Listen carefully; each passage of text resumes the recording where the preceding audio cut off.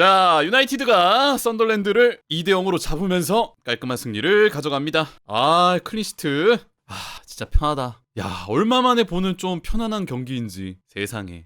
그 채팅창에 무슨 오늘 경기 이겨서 아모림 수명 연장됐네 아쉽다, 오늘 경기 져가지고 아모림이 더 큰 압박을 받았어야 됐는데 뭐 이런 식으로 얘기하시는 분이 계시는 것 같은데 저는 이 말씀에 절대 동의하지 않습니다. 어쨌든 경기를 이겨야죠. 눈앞에 있는 경기는 그거를 어떻게 오늘 경기 져가지고 아모림 경질됐어야 되는데 아쉽다라는 얘기를 할 수가 있나요? 물론 사람마다 생각은 다른 거지만 저는 예전부터 계속 말씀드리지만은 어쨌든 지금 있는 시스템을 이렇게 고집을 해가지고 유지를 할 거면은 이게 성공적으로 안착이 돼가지고 제대로 작동하는 게 전 제일 베스트라고 봅니다. 만약에 그게 안 돼가지고 어려움을 계속 겪고 상황이 계속 안 좋아지면은 당연히 이제 경질하고 다른 대체자를 생각을 해야 되고 다른 옵션을 생각을 하는 게 맞지만은 저는 제일 베스트 옵션은 아모림이 성공하는 거라고 생각해요. 그가 맨유 감독이나 그의 성공이 곧 맨유의 성공이기 때문에. 아니 이기면은 칭찬하고 좋은 얘기하고 안 지면은 또 안 좋은 얘기하고 비판하고 뭐 하고 하는 거지.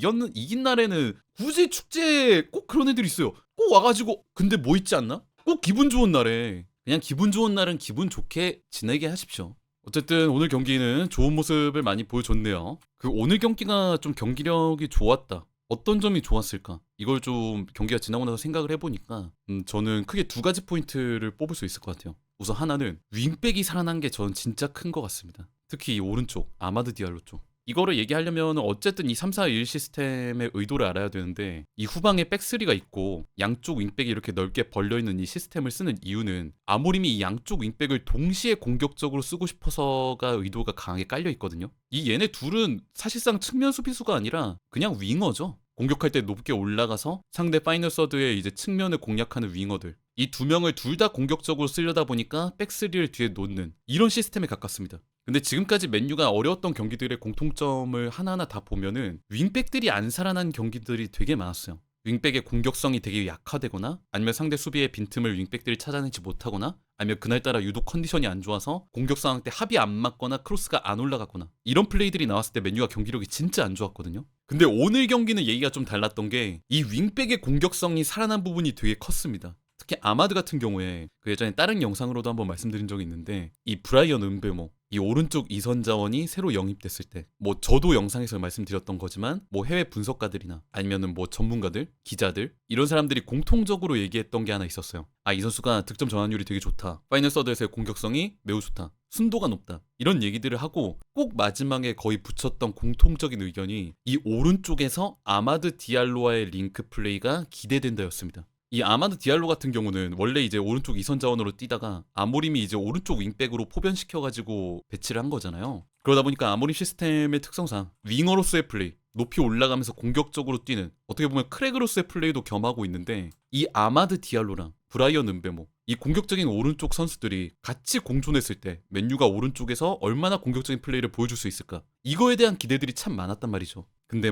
다들 아시겠지만 일단 이 두 선수가 공존하는 초반에는 약간 그런 장면들이 많이 안 나오기는 했습니다. 특히 호흡적인 부분에서 아쉬움들이 많았어요. 예를 들어서 은베모가 바깥으로 벌렸을 때 이 벌어지는 9번이랑 14번 공간 이쪽으로 아마드가 안쪽으로 들어가야 되는데 이 들어가는 타이밍을 놓쳐가지고 뭔가 애매하게 공격이 지지부진하게 끝난다든가 아니면 은베모가 안으로 좁히려고 할 때 아마드도 같이 안으로 좁히면서 이 둘의 동선이 묘하게 겹치는 그런 그림이 나와서 좀 아쉬움을 느끼곤 했죠. 하지만 오늘 경기에서는 이 둘의 동선이 좀 깔끔하게 정리된 느낌이 강하게 들었습니다. 오늘 아마드가 좀 넓은 공간을 얻고 아이솔레이션 상황에서 볼 잡는 경우들이 꽤 나왔거든요. 그래서 아마드 쪽에서 전진하는 경우들이 많았다 보니까 이 오른쪽 측면에서 위협적인 공격들이 진행된 경우들이 꽤 있었는데 이때 아마드가 벌릴 때 은베모가 안으로 좁히면서 슈팅 각도 보고 반대로 은베모가 벌릴 때 아마드가 이제 9번 공간 쪽으로 좁히면서 슈팅 각도 보고 특히나 이 두 선수가 둘 다 왼발잡이다 보니까 안으로 좁혔을 때 즉 골대 쪽을 바라볼 때 위협적인 공격을 할 수 있는 선수들이잖아요.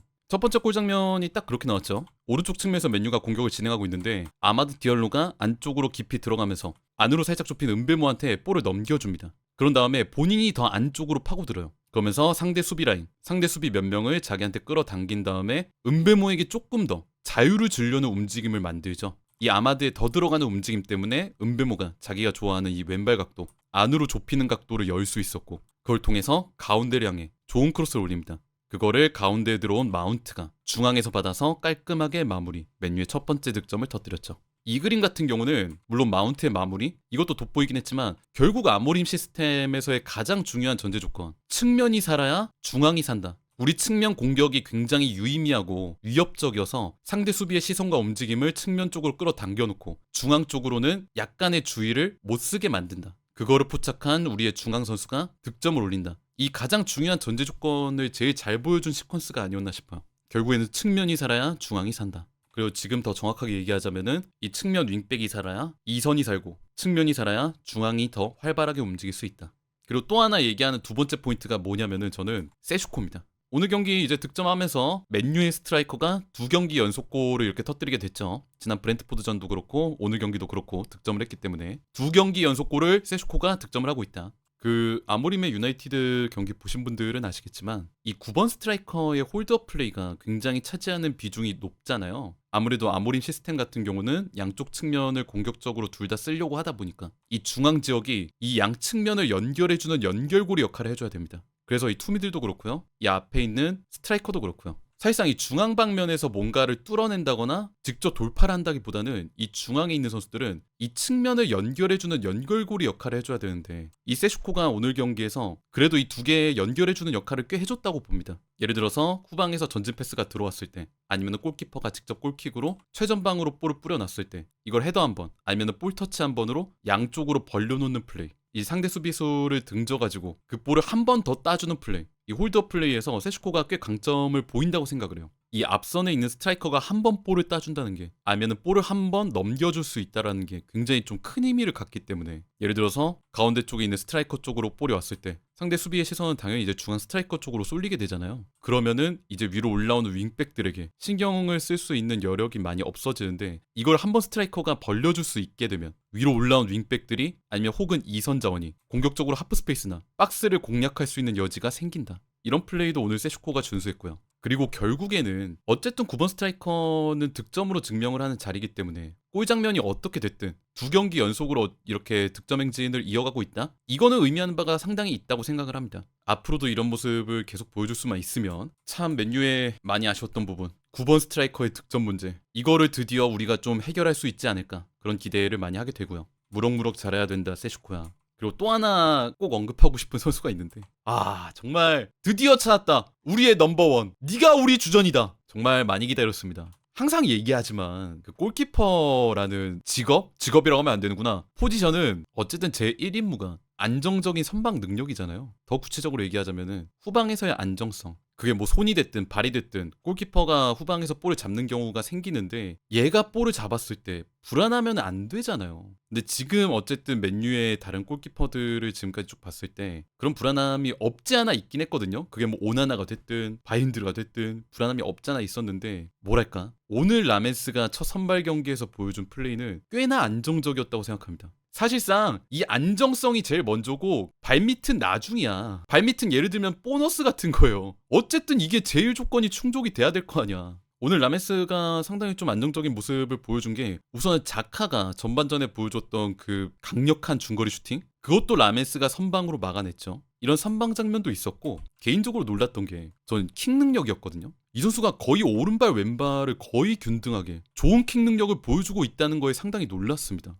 예를 들어 상대 전방 압박 자원이 골키퍼한테 붙었을 때 이거를 오른발로 차든 살짝 돌려서 왼발로 차든 둘 다 거의 정확도가 비슷하게 날아가요. 최전방 9번 스트라이커가 있는 이 공간으로. 뭐 빌드업 때도 마찬가지죠. 메뉴가 많이 보여주는 빌드업 형태. 양쪽 스토퍼가 골키퍼 가운데로 놓고 벌리고 가운데 센터백은 살짝 위에 있으면서 6번 홀딩 미드필더로서의 플레이를 좀 가져가고 이러면서 골키퍼가 가운데서 빌드업의 중심이 되는 다이아몬드 형태의 빌드업을 아모림이 쓰는데 오늘 이 장면에서도 라메스가 이제 오른발 왼발을 왔다 갔다 하면서 상당히 양쪽 스토퍼 활용을 안정적으로 했다. 저는 이 양발의 가치가 앞으로 더 커질 수도 있다라고 생각을 합니다. 상대가 전방 압박을 걸면서 골키퍼한테 돌진을 할 때 이 선수가 주발이 오른발인지 왼발인지 거의 균등하게 가져간다고 한다면 이 압박을 벗겨내고 스토퍼한테 전달하기가 훨씬 쉬워지겠죠. 첫 경기에서도 이런 모습을 보여줬으니까 장기적으로도 좀 안정적으로 이렇게 후방에서의 모습을 보여줄 수 있으면 참 좋겠다. 그리고 이거는 선수에 대한 얘기보다는 마지막으로 하나 더 드리고 싶은 게 세부 전술에 대한 얘기를 하나 더 하고 싶어요. 그 최근에 프리미어리그에서 많이 유행하고 있는 전술 중에 하나가 뭐가 있냐면 롱스로인이 있죠.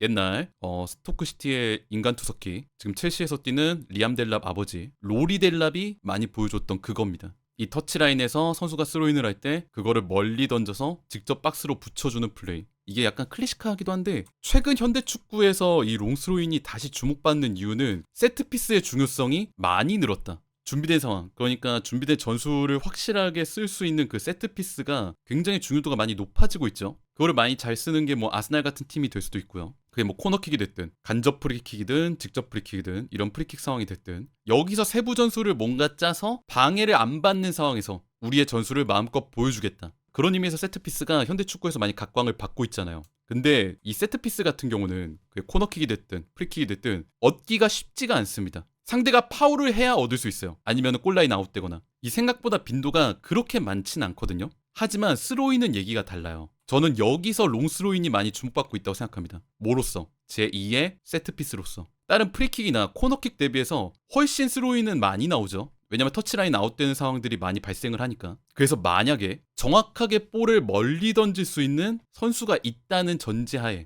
아까의 뭐 프리킥이나 코너킥이나 이런 전술보다 훨씬 자주 스로인을 던질 수 있는 상황이 생긴다는 겁니다. 그런 의미에서 제2의 세트피스라는 표현이 맞는 것 같아요. 더 많이 던질 수 있다, 세트피스를. 뭐 지난 브렌트포드전 같은 경우에는 맨유도 많이 당했었죠. 측면에서 카요데가 볼을 잡아서 스로인 상황에서 그대로 박스 안으로 붙여주는 롱스로인. 사실상 그냥 코너킥하고 다를 바가 없었습니다. 이게 잘 쓰면 진짜 무서운 전술이기도 해요. 심지어 옛날에 로리델랍 같은 경우는 뭐 기억하시는 분들 계실지 모르겠는데 워낙 옛날 얘기라 로리델랍한테 롱스로인 주느니 그냥 코너킥 주는 게 낫다고 해서 스토크 상대하는 팀들이 그냥 코너킥을 준 상황도 있었습니다. 손으로 던지니까 더 위협적으로 정확하게 날라오지, 심지어 잘 던지지, 이러니까 그냥 코너킥을 주는 경우들이 있었어요. 그래서 그런 유행에 편승해서 유나이티드도 지난 경기부터 이런 롱스로인을 쓰죠. 누구를 통해서? 달로를 통해서. 지난 브렌트포드전에서도 달로의 롱스로인을 봤는데 우리가 오늘 경기에서도 달로가 롱스로인을 했습니다. 근데 여기서 유의미한 공격 장면이 나왔어요. 맨유의 두 번째 골 장면이죠. 달로가 이제 오른쪽까지 와서 롱스로인을 준비를 하는데 이거를 박스 안으로 힘차게 던져줍니다.